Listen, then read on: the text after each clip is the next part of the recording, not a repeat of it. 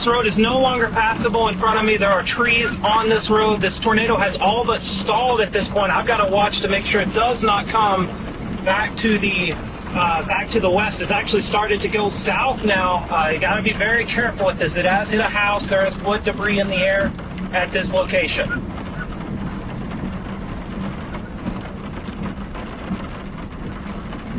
It's moved south at this point. It is on the south side of the